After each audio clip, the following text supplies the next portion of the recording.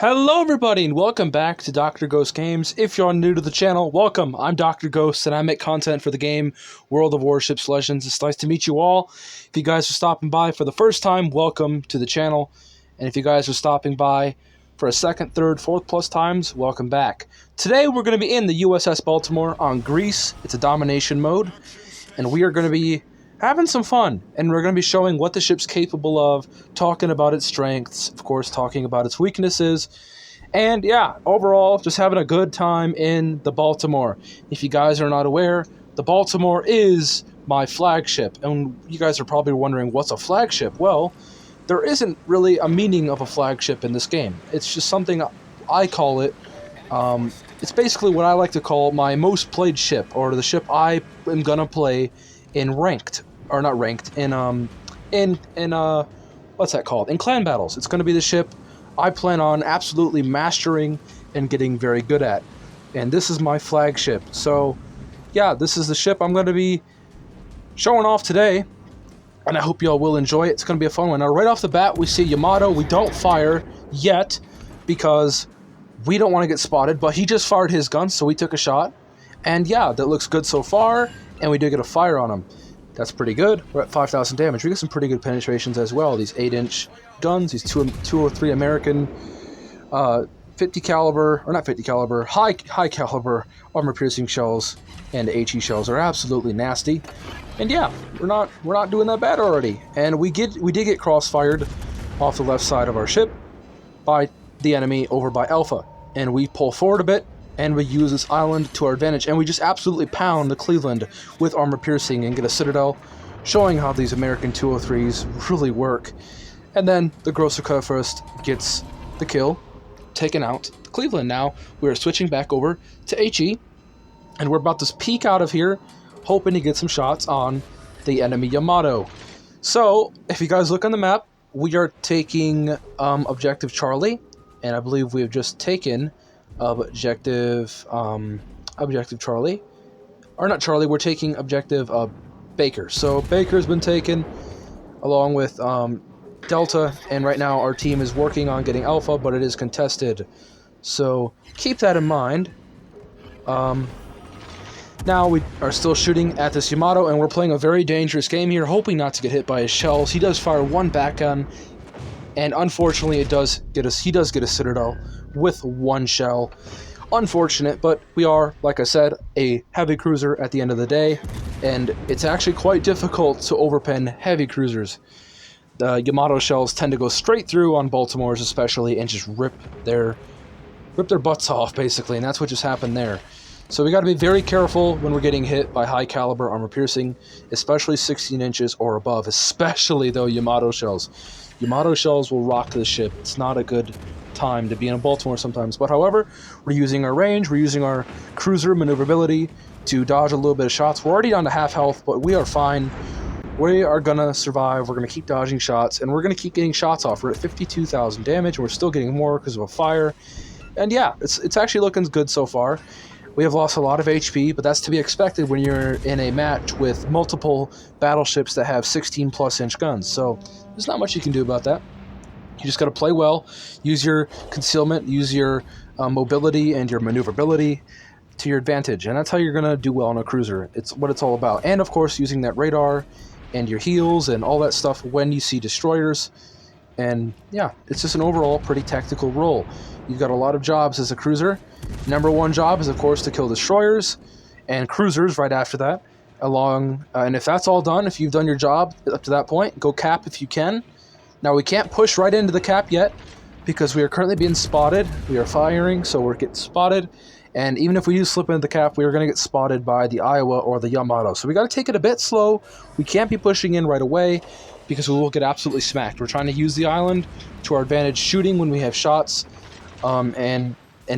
yeah, being very careful, being very cautious, and that's what we're going to do. Patience is key when you're in a cruiser, because if you're just going all willy-nilly and you're running in and getting shot by multiple battleships, especially battleships with 16s, this ship gets absolutely screwed up. You got to be very careful. Not just this ship, but really any cruiser.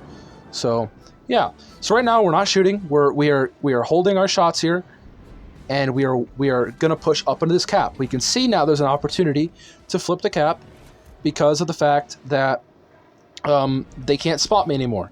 I do have 12-kilometer concealment. It's still pretty bad, but there's no destroyer over here spotting me. There's no carriers, so I'm pretty much clear to push up in this cap and get it flipped. I'm not going to shoot, because if I shoot, that Yamato's pretty much probably going to shoot at me and hit me and hurt me really bad, or Citadel me and just sink me all outright. And I'm not going to take that risk, so we're not firing.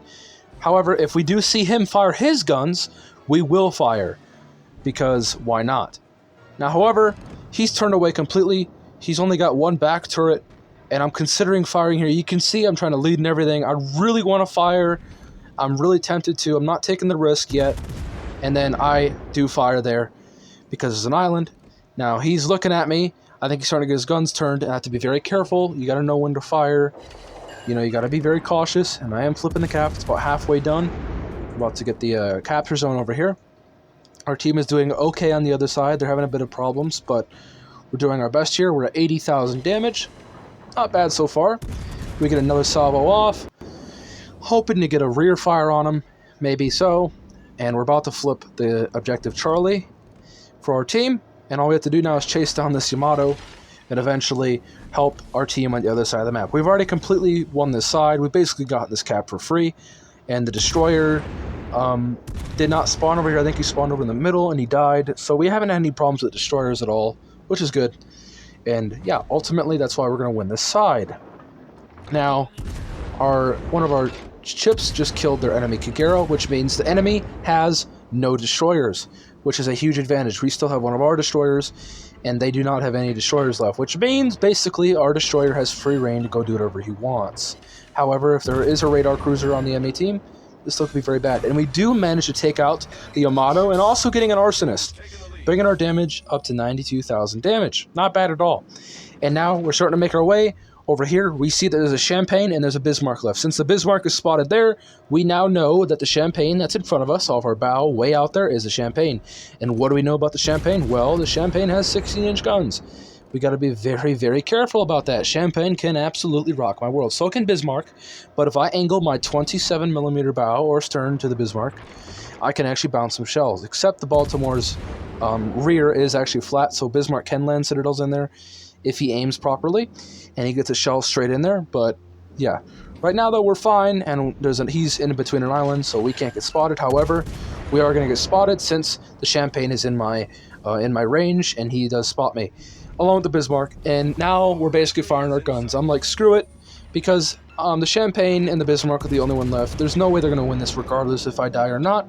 So I'm just going to keep firing, get some more damage, take out this Bismarck, hopefully, and eventually focus my fire on the Champagne. And speaking of fire, we do get a fire on the Bismarck. And that's one thing. Heavy cruisers, of course, I've got, what, a 17, 18% fire chance, somewhere in between there. So yeah, I can get fires pretty consistently, and I can keep these guns rolling. And when battleships go broadside, you got to remember, you do have armor piercing. These armor-piercing shells are no freaking joke. Baltimore easily has probably some of the best, if not the best, cruiser armor-piercing in the game. I've Citadel John Bart's at range with this armor-piercing. It is nasty.